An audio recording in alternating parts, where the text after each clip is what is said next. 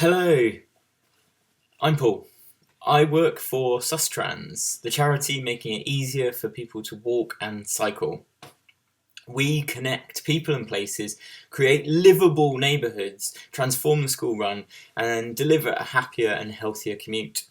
Now, I'm the air quality officer for schools across Sussex, and I work with teachers and their students to develop an understanding of air pollution, as well as helping them to take actions to improve their local air quality. Now, thank you for tuning into this session. Over the next 20 minutes, we'll explore what air quality is, how air pollution affects us, and also introduce some simple experiments you can do to investigate the air around your school and explore some of the ways we can improve the air we breathe. Now, all of these ideas are developed in this series of lessons that your school can sign up to for free as part of the Air Quality Sussex project. So, to start with, I'm going to ask you to close your eyes.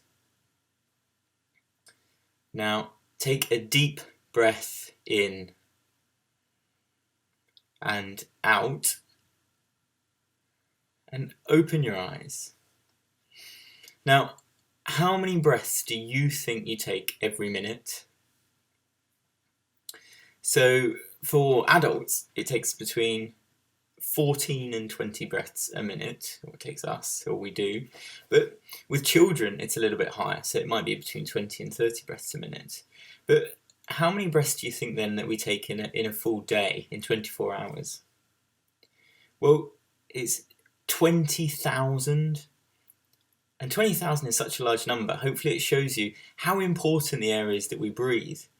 And we're going to talk about this a little bit later, about then the impact of the quality of the air can have on us. The majority of the vehicles on our roads burn petrol or diesel, and they do this to produce the energy that they need to move.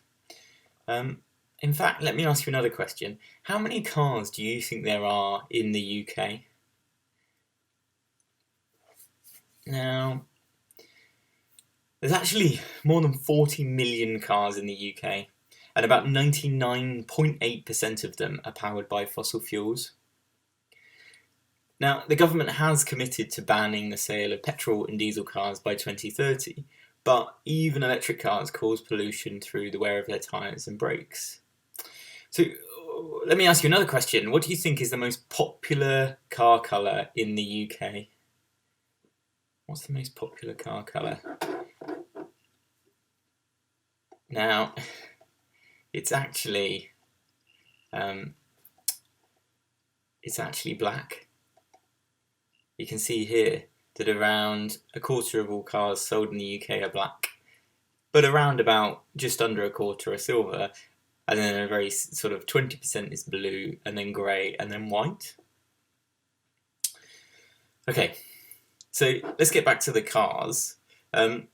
Burning fossil fuels releases pollution into the atmosphere. What do you think are the main forms of pollution which come out of cars?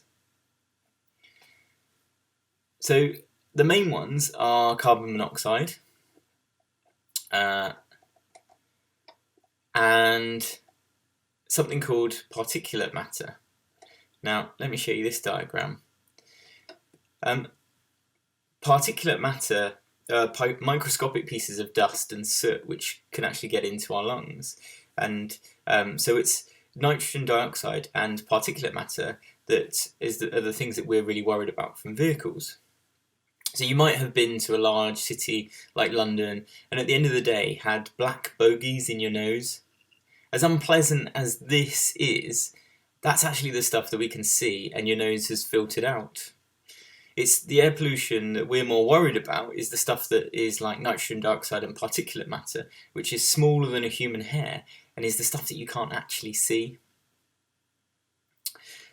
So air pollution is bad, and it's bad because when we breathe, the gases and particulate matter reach our lungs, and then they affect the function of our breathing. In the short term, this creates a higher risk of things like asthma and coughs, and also wheezing and shortness of breath. So in the longer term though, if we're exposed to this sort of pollution or poor air quality, it's also then been linked to things like the increased rate of strokes, cancer, lung disease, Alzheimer's, and ultimately it can shorten our lives and decrease our life expectancy. Now, all of this might sound scary, but we all have the ability to make a positive impact, particularly on the air that we breathe, and improve the health and well-being of everyone around us. And actually, knowing what the situation is like in our area and informing ourselves about air quality is one of the best places to start in creating positive change. Okay, let's jump back to some of these pictures. Now, the first car was invented back in the 1860s, and since then we've been manufacturing and developing these for the masses, and we now have more than 1 billion cars worldwide. Technology has developed and it's made them sort of cleaner in terms of the emissions and also safer. So we've had things like in the 1970s the catalytic converter was developed, and then more recently we've potentially going to have more self-driving cars on the road. How far do you think though the average car journey in the UK is? The reality is it's about 8 miles. But even still, also, the majority of the car journeys that we make are actually less than 5 miles. So cars have become a key part of how we travel and influence the way that roads and spaces are designed. But the reality is that a car spends about 95% of its life parked and not actually being used for anything that's useful. And it means that large parts of our towns and cities are actually given over to parked cars. So thinking more about cars, do you think does it matter what type of car you have? So it's true that some cars cause more air pollution than others. Diesel cars are particularly bad because of the increased particulate matter that they release, which affects our lungs. Things like SUVs or sports utility vehicles, which have seen a boom in their sales over the last few years, emit more greenhouse gases and air pollution because they weigh more, they're bigger, and they have poorer aerodynamics than a normal car. So it's thought that SUVs emit something like 25% more greenhouse gases than a medium-sized car. So when thinking about air pollution, what about, do you think it's safer to be inside or outside of a car? Is the air pollution worse inside the car or outside of it? Now, it might sound counterintuitive, but research shows that air pollution can be up to 3 times higher inside a car than stood outside. Now, part of the reason for this is because cars recycle the air, and what they do is they trap it, and over time it builds up the concentration of pollution. And the other sort of design feature is that the air intakes on a car are often at the same height as the exhaust of the car in front. So the air that's being drawn in is often some of the most polluted. Okay, let's explore local air quality. So here, let me show you, here is a map of air quality monitoring stations from across the UK. And all of this information here is freely available for anyone to access through the internet, and I'm going to share this link with this. Now, we're going to use Worthing down on the south coast as our example, but before we go there, I want you to think, what kind of places will have the best air quality and which will have the worst? So, air quality is often best in rural areas where there's fewer cars and less traffic. And air quality gets much worse as soon as you have queuing vehicles with their engines idling. So it's also important then maybe to note that from day to day the air quality can also be affected by things like the weather, and so if it's raining, the air quality can actually be much better. So we can click on one of these stations and you can see then the average annual nitrous dioxide or NO2 concentration. Let's have a look. We zoom in on this one. This is the data for a diffusion tube or one of these monitoring stations in Worthing. And it goes back all the way to 2005 on the left-hand side to the present day. And what you can see here is a sort of annual variation where there's peaks and troughs, and the concentration is varying around 20, what's described as sort of nanograms per metre squared. Now, there is a sort of perceived safe level. There's a level that is a sort of European Union guideline, and that's around 40. So it shows that this site is relatively safe, but the reality is exposure to any air pollution is potentially harmful. Everyone can investigate air quality. So that was just an example of some secondary data or a website that provides some information. I'm sure that you have already had a go at kind of investigating air quality, and that might have been when you've smelt or even tasted how bad the air is whilst you're walking along a road. So I'm just going to introduce you to some other methods that you could go away and try after this video. So first of all, I'm going to show you how we can use nature as something called a bioindicator. And what it means is there are aspects of the natural world that can show us how poor or good the air quality is. And one of these is lichens. And the way this works is that lichens, certain species, grow in areas with dirtier or cleaner air. And luckily, Patrick, another Sustrans officer, has created a really great video which shows you all about this. So I'm going to link this as well so that you can watch that video after this. Now, there's also another example of a relatively cheap form of monitoring the air quality. And I'll just grab it. It's a device like this. So this is called the Flow, and what it does is it measures the nitrogen dioxide and particulate matter and also volatile chemicals in the air. And if I press this button, you should just be able to make out, it sort of just shows colours, and what that does is say, yeah, you might just be able to make out that it's green, and it uses a traffic light system to indicate the quality of the air. Now, the other thing this does is it connects to your mobile phone, and through an app you can find out more information. This is just another example of what we call secondary data, or another website that gives us more information and data. So just like the one before that showed air quality, this is a map of collision data, and it goes back in time and shows you sort of different types of accidents that have happened or incidents on the road.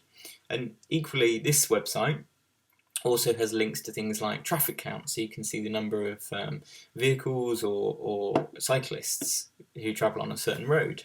And again, I've made another video which explains this all in much more detail, so I'm going to suggest you go and watch that one afterwards. So there are a variety of ways we can all help to improve the air around us. And once you've investigated it and you know more, it's easy for us actually to take actions and change behaviours to make the world a happier and healthier place. And actually many of these solutions aren't about not doing things, but instead doing things differently so that behaviour improves, that our behaviour improves our lives and helps make the world a better place. We know these solutions, and all that's really needed is the enthusiasm and momentum to make them happen. So the first one I'm going to show you is around something called active travel. So I've got another question. How many school children in the UK do you think cycle to school? Now you might be surprised. It's only 2%. And each year the Department for Transport publishes statistics about travel habits. And what it shows is some really interesting things. Like, for example, did you know that women make more journeys by car than men? But the journeys that men make are often much longer. Now, choosing to walk, scoot or cycle is one of the most significant things we can do to improve the air quality and remove cars from the road. So an interesting thing to think about might be, what barriers are there that are stopping us from walking or cycling to school? Now, often people don't feel safe, or cars are seen as a more convenient, or maybe children are dropped off whilst a parent drives on to a place of work. So walking or cycling, though, to school can be an incredible way to start the day, and it can make us happier and healthier as people. Another idea is school streets. Now, school streets, they're not a new idea. They've actually been around for a few years, and it's Scotland that first introduced the idea back in 2015. Now, a school street is where the road outside a school is temporarily closed to vehicles at either maybe the drop-off and pick-up times. And this means there's more space for people to walk, cycle and scoot, and makes for a safer environment and ultimately the cleaner air. So you can see in this photo there's some signs that suggest that actually there's windows of time that people can't drive down.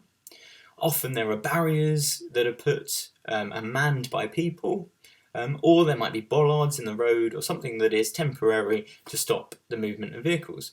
Now, how many schools do you think across the UK have school streets? So there's more than about 500 schemes across the UK, and every month there are more and more that are popping up. So I'm just going to introduce you then to another. This is my last sort of solution. This image here shows you what a school street can look like, but this is the last one. Now, what I want you to think is, what makes the place you live an enjoyable and healthy place to be? So think about, what is it that makes a town or the city that you live in truly livable? Think about what it is like, or what it is in life that you really enjoy. What makes life worth living? Now maybe you're thinking about going for a walk, spending time with friends, playing football. Now, wouldn't it be great if we prioritised these ideas and made it easier for us all to do these where we live? And that's exactly what this idea of the 15 or 20 minute neighbourhood is all about. So at Sustrans, we have a vision where everything we need should be within a 15 or 20 minute walk or cycle to get to school, or the shops, or a playing field, or the park, or where we go to work. It should all be on our doorstep. And there are already some great examples of this in London or in other cities around the world, like Paris and Melbourne, and also other towns and smaller sort of places where people live as well.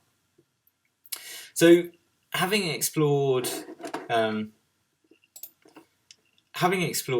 what air quality is and how we can all make the air we breathe cleaner, it'd be great now for you to all to think about kind of the ideas. What impacts do you think these ideas have on you? Maybe are you worried about the quality of air where you live? And which of these solutions do you think you would best or most like to support? So again, thank you for coming. If you're interested in finding out more about the Air Quality Project, please do get in touch. I'm going to say goodbye, and try walking or cycling instead of getting in a car. Even if it's just once a week, it can make a real difference.